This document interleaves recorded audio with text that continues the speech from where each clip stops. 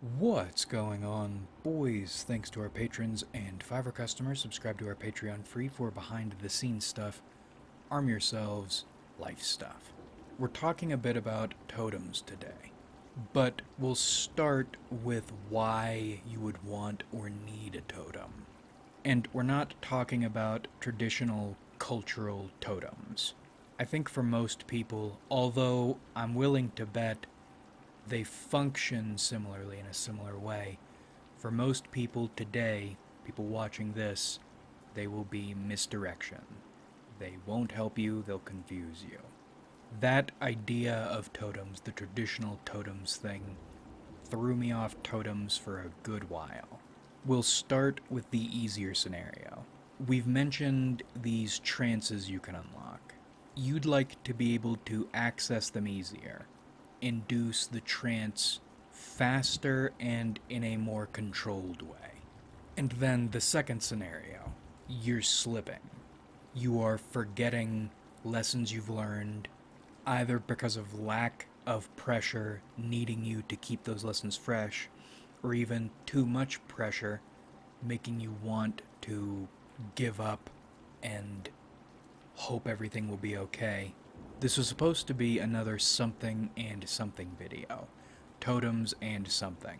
But I noticed I've been using that titling convention a lot, so we aren't doing that here, but this is that other something. It's easy to forget lessons when you don't need them. That's why we encourage you to stay engaged with people. The only place or position from which you can think fondly of humans or hope for the best about and with people is when you aren't around them and haven't exposed yourself to them in some time. When you stay dealing with people, or when you stay in a situation, the situation that taught you this important lesson, you won't, or you're less likely to forget it. You're stupid. I'm stupid. Somehow, it's possible to forget lessons you need to use daily.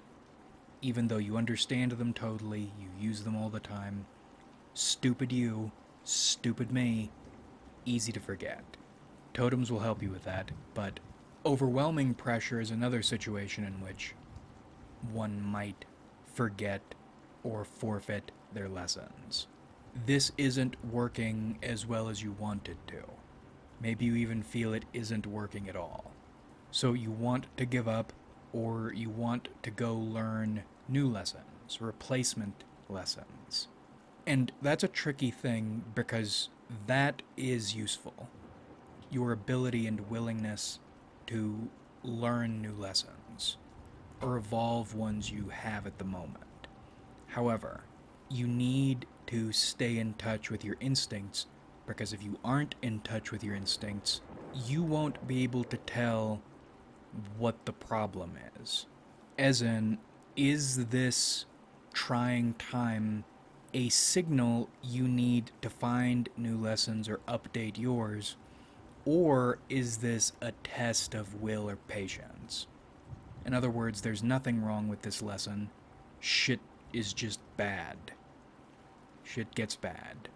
And if you throw away your lessons in the latter situation, don't stick to your guns, either out of fear or out of lack of communication with your instincts, you're in for a bad time. You will get a new lesson just like you wanted, but it'll be a lesson learned the very hard way.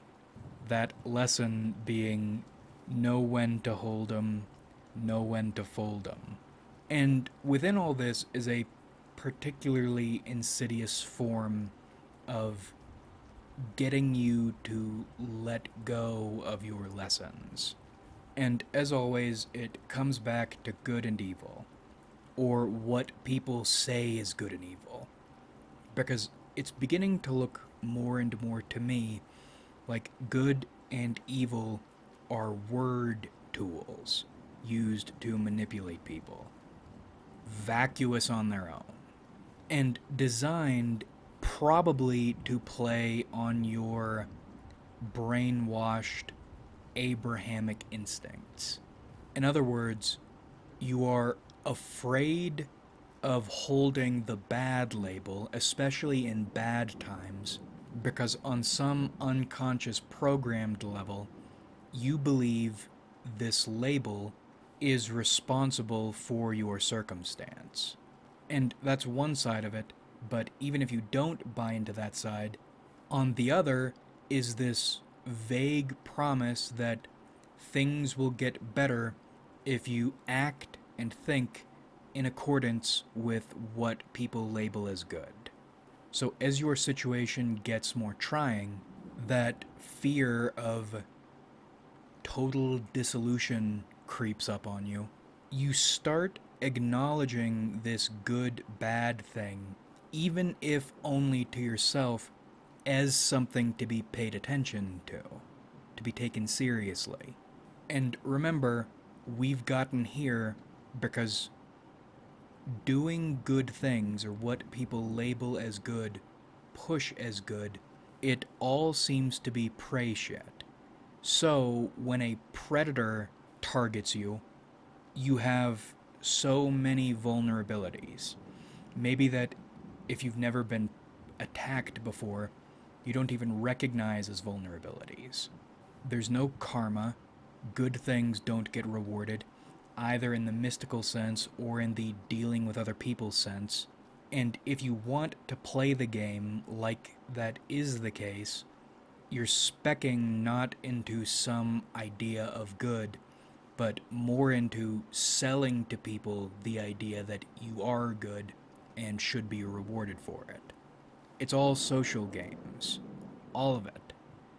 Knowing what to say when in front of which people to get the maximum effect. Not because of any inherent goodness in you or in the fabric of reality, but because that is the ego games, the mutual lies we are playing with one another. And I reiterate, you learn that's the case the hard way when you encounter a true predator. Someone who can and will destroy your life. And in all this, I've been slipping. And it's a mixture of fear, dormitory, and ego. I don't know what it is, but in the last few months, my mind has been assaulted with people posturing about what's good and that they are good and that these things are bad, and it saturates your brain. Not this idea of goodness and guilt over the fear you aren't good. Well, that is the way you're processing it consciously, but what's actually going on is you are recognizing, well, I think you need to look at morality like fashion, except without the benefit of perhaps some clothes being higher quality than others are to fall back on in a need of some objectivity anchor. It's an in-group, out-group thing that moves in seasons. And right now it is very hot to present oneself as good and to despise people who are bad. Now, that's always the case. The seasonality of it is that in-group, out-group thing. What is in, what is good, and what is out, what is bad. But there are also seasons of high activity and low activity, I think. And recently we've been in a high activity season. And this time around, the last couple months, that's hit me in a way it hasn't in the last year and a half. Now, I don't know why that is, but I can see the effects. Fear of being on a losing side. Fear of being in an out group.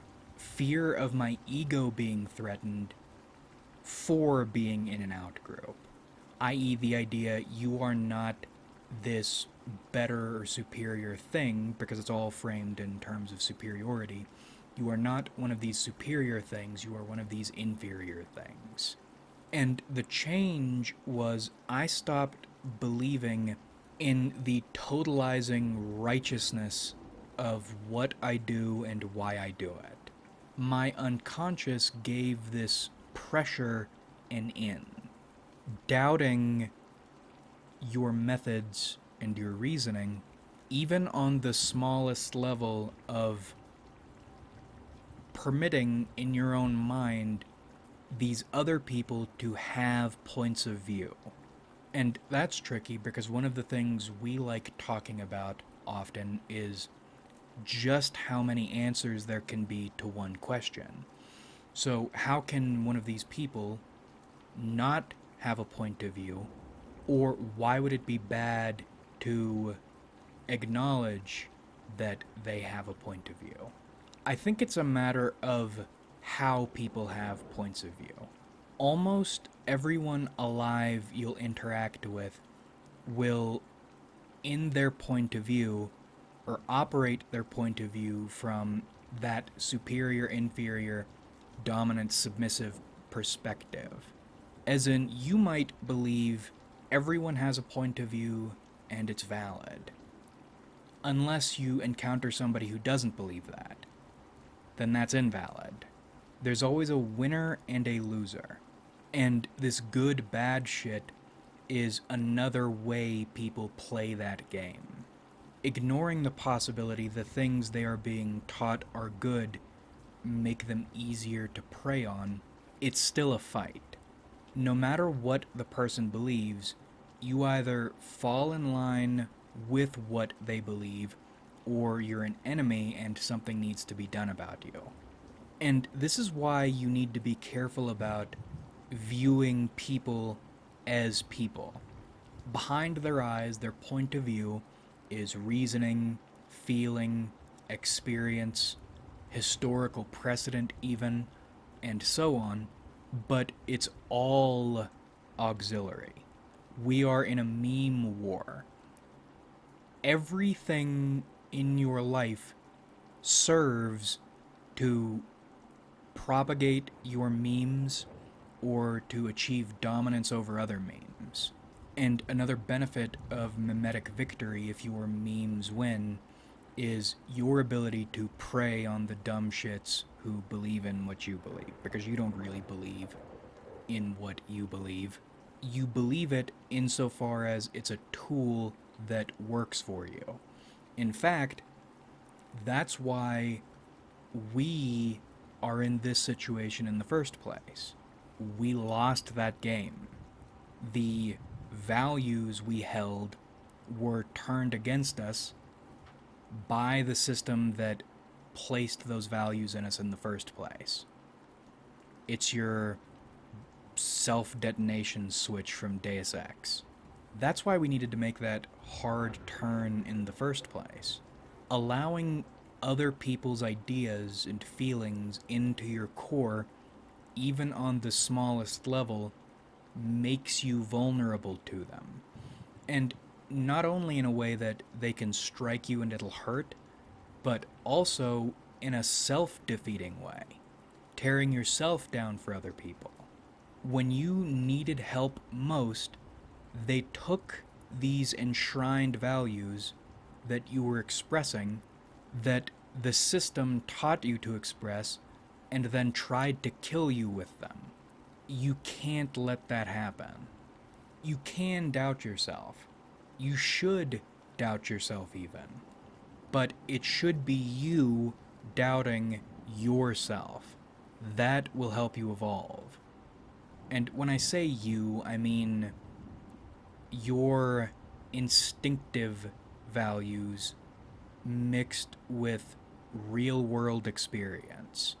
If you're doubting yourself or justifying yourself, even if it's only to yourself, but it is other people's voices, it's society's values, you're already in deep shit because it's like an infection. Once you're infected, it'll only grow, and getting rid of it takes conscious effort. That's the crazy thing about all this. These infections don't pass. You have to flush them out of your system. You need to realign yourself with the precepts you learned the hard way. Because if you don't, you will fall victim again, and when you do, it will be your fault. Totally. Because this time you knew better. But thanks to ego, thanks to fear, you let yourself get played a second time, and you knew better. The peak of the mountain is the ability to understand people and deal with them without ever viewing them as human beings, as peers, as anyone you could or should, like you should, have any sort of kinship with. When you let yourself be infected, you are allowing hundreds of thousands of rotting little hands to grab your legs and your back and your neck and pull you down, keep you away from the peak. And why is the peak the peak? Because you are insulated from the games people play. You understand what they're doing and what to do about it. You are not subject to them. You aren't prey to them. That doesn't necessarily mean you establish an authoritarian mystical regime and subordinate everyone else to you. It is liberty from the rising, still forming masses of creatures our planet is spawning. Collective horrors. And reviewing everything that's been happening the last couple months, it's fascinating, this process. Because a year ago, while we hadn't reached the peak, we were somewhere different. And recently, I've been doubting myself. For typical societal good and evil shit. What is the difference between the two positions? In the former, people can still affect you, but where you are shoved after they shove you is not where they want to shove you. It's somewhere else. Versus the latter, when they shove you, you go exactly where they want you to. You react the way you are expected to. You are already infected. The flavor in the former was different. But how do totems play into all this? Well, as with the trances, totems aren't an answer, but they are a help. What is a totem by our definition, and how does it work? I notice I have a habit of setting something up, and then instead of saying what I'm talking about, I'll describe everything it isn't, and then talk about what it is, which we're going to do again here. I think one of the reasons traditional or cultural totems have never done anything for me is this assumption that the totem itself is powerful. The same way I don't like the idea that, or the sort of Americanism that assumes the United States is great because it's great. That's fucking retarded. That's not the case. Holding something people tell you is associated with a long spiritual tradition, long cultural tradition, and will empower you. It's the same thing as meditation. I'm hearing what they're saying, and maybe it's even interesting, but I'm holding it in my hand, and it's doing nothing for me. And in a world like ours, in which people are trying to convince you of everything, you have tons of these experiences, maybe daily, even nightly. Nothing does anything or means anything to you if it's supposed to. That's bad when someone else tells you it's supposed to, but I found it's crushing when you're the one telling yourself it's supposed to. That's another level of pathetic. Because if you're gripping this thing and you're the one trying to imbue it with life and energy, instead of it rising on its own, then you haven't just lost the magic because you never had it, you have sealed yourself off from the potential of having it. Real totems strike you involuntarily, independent of you. So what is a totem for us? Well, we are thinking a small object, but really it could be anything. anything that could be imbued with energy. These things aren't valuable on their own. They are vessels for energy. What kind of energy? Energy constituted of your emotions, your memories, your experiences, lessons you've learned. For our purposes, hard lessons especially. And it's interesting because I have mixed feelings about this. I think you can make totems, but I think the strongest totems are the ones that arrive into your life naturally, almost imbue themselves with energy. Example: there are three primary knives in my life. There is Mussolini's toothpick, there is the fucking disaster, and then there's my butterfly knife, which I refuse to call a balisong because I. The more I learn about the culture I'm supposed to identify with ethnically, the more repulsed I am. Butterfly knife is a beautiful, loaded name. Anyway, I bought the bayonet, the toothpick, because I wanted something to help me get into Mussolini history. An object of focus, a catalyst, like from the Souls series or something. And to that end, it worked. Whenever I am engaging in Mussolini media nowadays, at least at home, that bayonet is either in my hand or on my desk. And the bayonet alone doesn't mean anything to me, but I selected it because it seemed to me to be the most appropriate vessel for the feelings, emotions, and information I was trying to imbue it with. And it worked. Worked well enough. What it didn't do was anything outside that. And the outside that was sort of what I was hoping for, and it didn't happen. Then we have the disaster. It's a disaster, forged in a disastrous history. And when people see it, they ask me why I don't carry it, because it is a nice knife. I don't carry it because it makes me feel disappointed. I look at it and I see, like Daniel Plainview and people, I see nothing to like in it. I'd sell it before I'd throw it away, but there are plenty of things that one would, and some do, see the positives in it. I don't. I hold it, I look at it, and I feel disappointed. Still. And it has become a totem. It has become a totem of disappointment. And that's one of the reasons I think I don't sell it. It's fascinating to me how disappointed this one thing can make me feel. It's weird to have something that overloaded with a mild negative emotion. I look at it, and from head to toe, I am overcome with, I wish that had gone a little differently. It's the same as feeling filled with the emotion of, that's alright. It's emotionally strange. And then the butterfly knife. The most understated totem, but I think it is a totem. It is imbued with mundanity.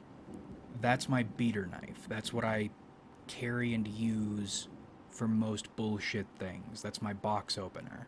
And yet, I've been fidgeting with it for over 10 years now, so when I hold it, I don't feel anything detectable at first. At least when I'm in my normal state, because that's the feeling I have when I'm holding this thing. It's my normal state. In other words, it doesn't do anything for me emotionally, but when I pick it up, I find it easier to think. My hands go there when I want to think about something and I don't feel like pacing in circles or smoking. It's like a teddy bear you've had your entire life. You don't notice it's there until it's not there, and then it's a problem. And I'm overstating this a little bit, but you watch your behaviors and pay attention to your emotions. You will show yourself what is important to you and in what capacity it's important to you. My knife is something associated in a totemic fashion with thinking, in a mundane sort of way, idle thinking. But these are all weak compared to the hard totems. And the hard totems are the ones you probably want. But the issue with them is they can be so imbued, they are distressing. I still have my folder of legal documents from my court case. All of them. I keep it in a box in my closet, and I can still feel it there. When I'm in my closet, I am conscious of where it is. And when I look at it, the few times I look at it anymore, I am overwhelmed with... Well, overwhelmed is the wrong word. We were using it hyperbolically earlier. When I look at it, it feels like the floor moves underneath me. It goes from a semi-normal floor to the distress floor. I'm not overcome, I'm not panicking, I'm not screaming, but just mentioning it now, all I can think about is that entire experience. Very beginning to very end. And I'm feeling all those emotions again. Once again, not as intensely, but in a way you don't feel them if you're just thinking about something, even though you are just thinking about something. It's like the difference between you find a little animal preserved in a jar of formaldehyde, the difference between looking at this horrific thing and opening the jar and smelling it. And that is the key part to this in Totems. It's an re-injection of experience. It was a while ago, but I think this is something people talk about as one of those hypothetical things. The pill you could produce and then give someone to let them know exactly how you feel, what you feel, and why, in your words, or on that level that words don't reach. Totems are like that, but exclusive to you, and they're real. When I look at that folder, the primary thing I feel is fear. The fear of what people can and will do to you, especially under the guise of justice. When I look at it, there isn't a question, at least about the way you should feel. You should feel afraid. You should feel angry. You should feel like you want to cry over the betrayal of justice. If there's a question, that question is only, what is the best thing you should do in response? The question is not whether or not these things are facts or whether you're right about them. You are right about them. And you're right because you experienced it. You know firsthand. How you can manage to forget these things is beyond me. But thank God for totems. Totems will remind you. Will help you remember. And maybe that's something to think about or make a video about. I'm not even looking at it, but thinking about that folder, it's hitting me in now that I'm analyzing the feeling instead of just feeling terrified. The mixture of emotions is more complicated than I thought it would be. It's a lot more fear and sadness than it is fear and anger. But the precise mixture doesn't really matter as long as, for you, the totem reminds you and reinforces lessons you've learned the hard way. With some lessons, the idea of alternatives, especially when it's fresh in your mind. Anything else is delusion. And over time, or under pressure, you forget, and the delusion sweeps back in, and it stops looking or feeling as much like a delusion, and you're tempted to let it get you. And then you get one of those injections of clarity, and the delusions you can identify again as delusions, and you can sweep them away. And totems work similarly with the trances. Usually, what they'll be imbued with is an important emotion or memory that helped induce that trance in you in the first place. So, when you want to induce one of these trances, you can contemplate your totem, and without your needing to do much, the floor will move underneath you again, and you'll end up closer to that state you need to be in that you found in the past to re-enter one of these trances. But let's step back one more time. We've gone over what a totem is, we've gone over how it works, but what does a totem do? A totem reinforces you, either in resolve or capability, by channeling into you your own experiences and emotions and thoughts. You're your own ancestral spirit. Part of your soul is trapped in these things. And when you call upon a totem, when you contemplate a totem, a heightened aspect of your soul advises and supports the gestalt. It's like a little narrow and separate, yet hyper-refined form of you is performing work on you or advising you or guiding you from its unique position.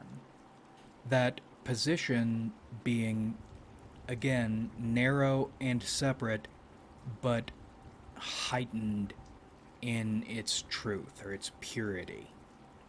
Because it's narrow and separate. It's not really separate.